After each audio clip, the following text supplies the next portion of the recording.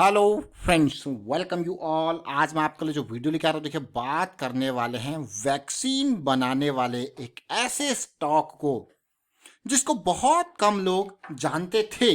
अब थोड़ा सा लोग जानने लग गए, क्योंकि जब स्टॉक थोड़ा मीडिया में आ जाता है तो उसके बाद लोग उसको जानने लग जाते हैं। लेकिन हम आपके लिए ऐसे छुपे छुपे स्टॉक लेके आते हैं जो कि मीडिया से, लाइमलाइट से काफ़ी दूर रहते हैं।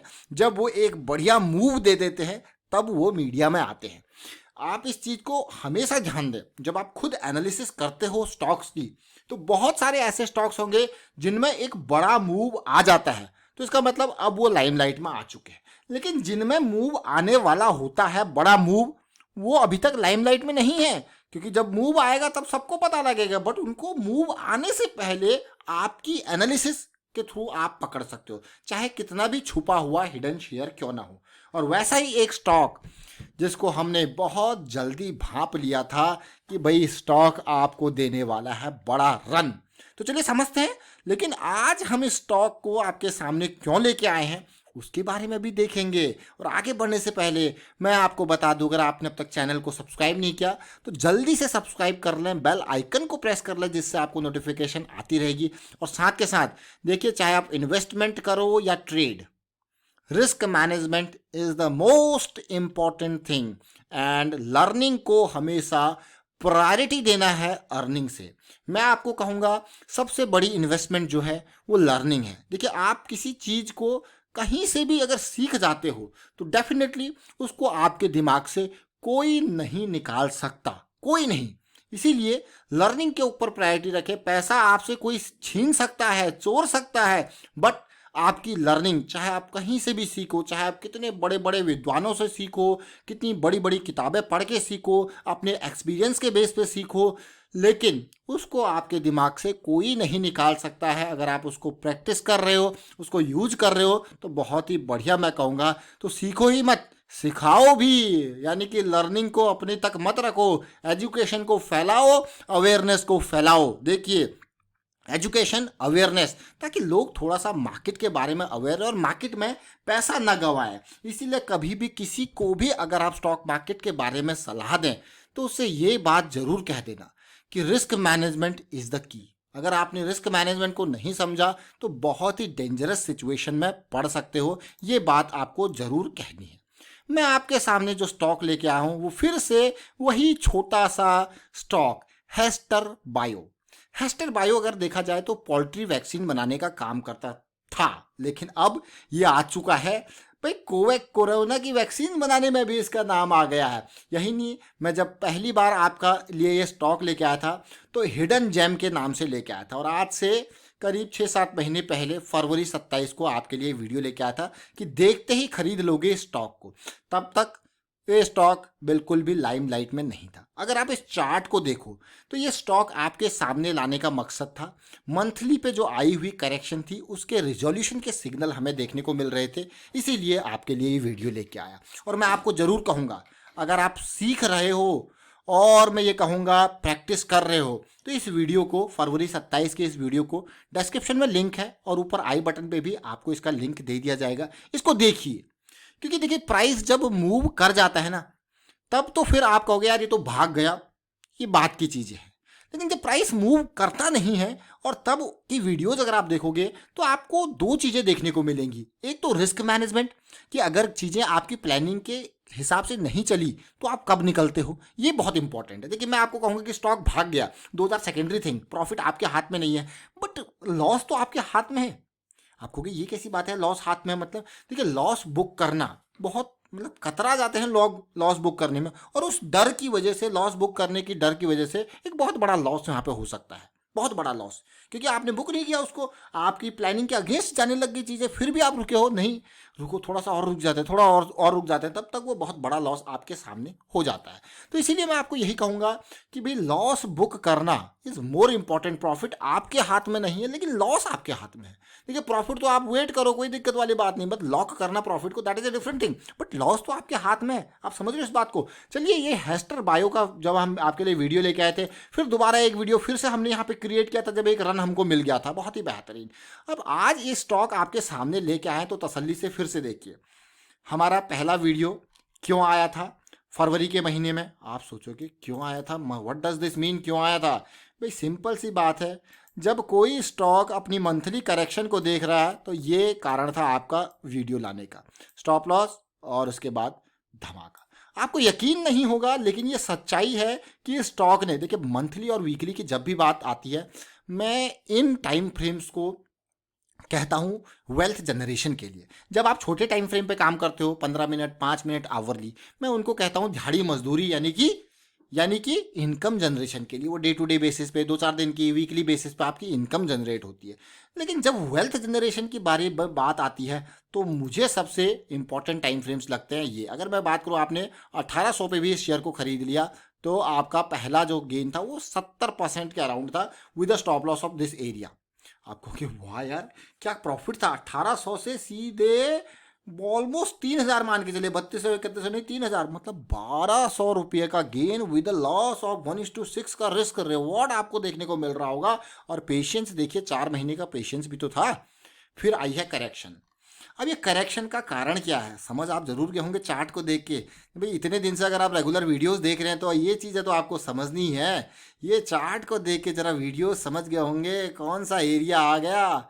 भैया ये एरिया प्रायर रेजिस्टेंस का एरिया सपोर्ट का काम कर रहा है, खतरनाक इनडिसीजन की कैंडल के साथ। तो क्या ये फिर से करेक्शन रिजोल्यूशन का सिग्नल तो नहीं है? क्योंकि ये जॉइंट का हाई पार हो गया। आप कहोगे वाह मज़ा आ गया देखने में, लेकिन ये तो बस शुरुआत है, क्योंकि इसको आगे बहुत बेहतरीन तरीके से अपॉर्चुनिटीज़ देनी होंगी। तो छोटा टाइम फ्रेम आपको बताएगा कि हम कहाँ जा रहे हैं। देखिए, impulse correction, impulse correction, impulse correction. अब किसकी बारी है? इम्पल्स। इम्पल्स की बारी है तो समझेंगे रिस्क को। सबसे पहले इसको थोड़ा सा और यहाँ पे समझ लेते हैं। और आपको एक इम्पॉर्टेंट पार्ट, कभी भी जैसे मैंने आपको बार बार कहा है, सुपर मोमेंटम एरिया में प्रवेश करने के बाद जो बस रुकेगी, वो बस में अगर आप सवार होते हो तो रिस्क बहुत कम लेकिन गेन के प्रोबेबिलिटी बहुत ज़्यादा। ये किसी भी टाइम फ्रेम में देखने को मिल जाए ना, तो इस टाइम फ्रेम में मैं इस सेटअप को कहता हूं क्या? Low risk, high probability, high momentum, LRHMHP। आप कहोगे वाह क्या मतलब। देखिए रिस्क मैनेजमेंट, देखिए हर जगह पे मैं आपको क्यों कहता हूँ रिस्क मैनेजमेंट। जैसे कि मैं यहाँ पे एंटर कर रहा हूँ इस एरिया में, ये जब कैंडल ऊपर को बन रही है, मुझे पता है मेरा स्टॉप लॉस मैक्सिमम लॉस जो मुझे, अगर 200 का लॉस है, मैं तो 100 शेयर, अगर मैं 2000 का लॉस अफोर्ड कर सकता हूँ तो 200 इंटू मैं 10 ही शेयर खरीदूंगा। आपको क्या यार ये कैसी बात है? और मेरा गेन देखिए, 1800 से सीधे 3000 पे मैंने बुक कर लिया मान लो, तो 1200 इंटू 10 यानी कि 12,000 रुपये का मुझे प्रॉफिट हुआ with a maximum loss limit of 2000। बिल्कुल कैश ट्रेड है, बिल्कुल कोई फ्यूचर नहीं, कोई ऑप्शन नहीं, बिल्कुल बेसिक, कोई कॉम्प्लिकेशन नहीं। अब ये देखिए, अब इसको छोटे टाइम फ्रेम में समझेंगे। इसको क्यों छोटे टाइम फ्रेम में समझ रहे हैं? क्योंकि मंथली पे सुपर मोमेंटम एरिया में ये बस रुकी हुई है।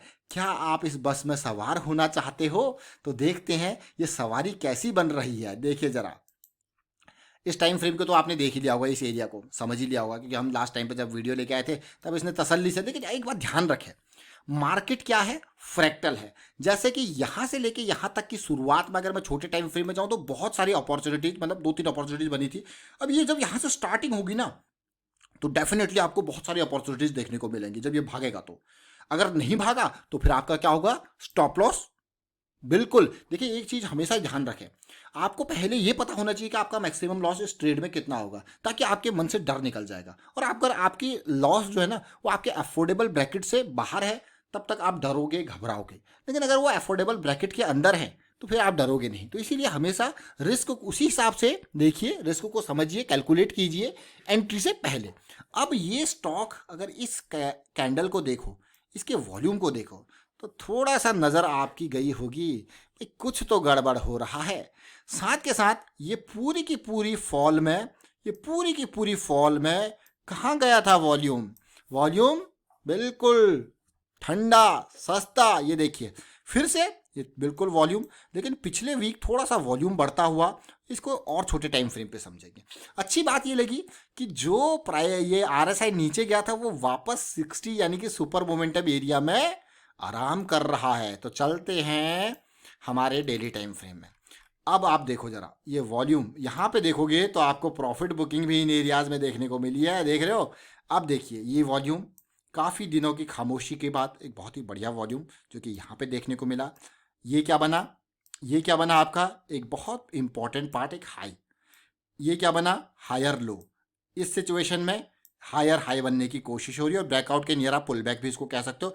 लेकिन इस दौरान आप देखोगे एक छोटी करेक्शन ऑलरेडी आपको मिल गई है। तो अब मुझे जिस चीज़ का इंतज़ार है, एक छोटा सा करेक्शन का इंतज़ार जो कि आज और कल में आया है, थोड़ा सा अगर एक आध दिन और दिख जाए तो बढ़िया हो जाए। क्यों मैं कह रहा हूँ ये एक आध दिन का करेक्शन और दिख जाए तो बढ़िया हो जाए, क्योंकि अगर इसमें हॉल्ट या थोड़ा करेक्शन भी आ जाए ना तो ये आरएसआई क्या करेगा, इस एरिया में थोड़ा सा बस को रोकेगा। जब ये बस रुकेगी और फिर जब बस चलेगी तो इसकी स्पीड देखने लायक होगी और रन साथ के साथ ये एरिया भी तब तक ऊपर आ चुका होगा। तो ज़्यादा नहीं मैं कहूँगा, इसी एरिया में 2400-2500 के अराउंड ही थोड़ा करेक्शन कंसोलिडेशन देखने को मिल जाए तो मज़ा आ जाए। मैं आपको पता है क्यों कह रहा हूँ ये पार्ट, अगर आप नहीं जानते तो जान जाइए। ये एरिया अगर अभी हमने ओलेक्ट्रा की बात करी थी, मैं अभी आपको सिचुएशन दिखाता हूँ। देखिए जेनटेक को दिखाता हूँ सबसे पहले, कौन सा, जेनटेक, क्योंकि अभी रिसेंटली हमने जेनटेक के ऊपर भी हमने मंथली की बात करी थी। तो ये डेली पे देखिए, कुछ और नहीं, जेनटेक को आपने देखना है डेली पे। मैं आपको लेके चलता हूँ, देखिए जेनटेक, ये देखिए, ये देख रहे हो आप जेनटेक। अभी मैं आपको दिखाता हूँ, देखिए ओलेक्ट्रा। इसीलिए मैं आपको कहता हूँ कि सुपर मोमेंटम एरिया में चले जाए, कोई दिक्कत वाली बात नहीं, लेकिन थोड़ा सा सपोर्ट दे दे। और ये वीडियो देखिए, ओलेक्ट्रा का तो हमने आपके लिए वीडियो क्रिएट किया था और जेनटेक का हमने मंथली के बेसिस पर आपका वीडियो क्रिएट किया था कि मंथली करेक्शन कैसे रिजॉल्व हो रही है। तो फिलहाल वाइंड अप करता हूँ इस वीडियो को। उम्मीद करता हूँ आपको समझ में जरूर आया होगा। वीडियो अच्छा लगा तो शेयर जरूर कीजिए। प्राइस एक्शन सीखते रहिए, सिखाते रहिए, प्रैक्टिस करते रहिए। और आपको पूरी मेंबरशिप वाली सीरीज भी आप देख सकते हो ज्वाइन करके, उसमें यही चीज़ें, लर्निंग वाली चीज़ें ही आपके लिए रखी गई है। And thank you for watching the video.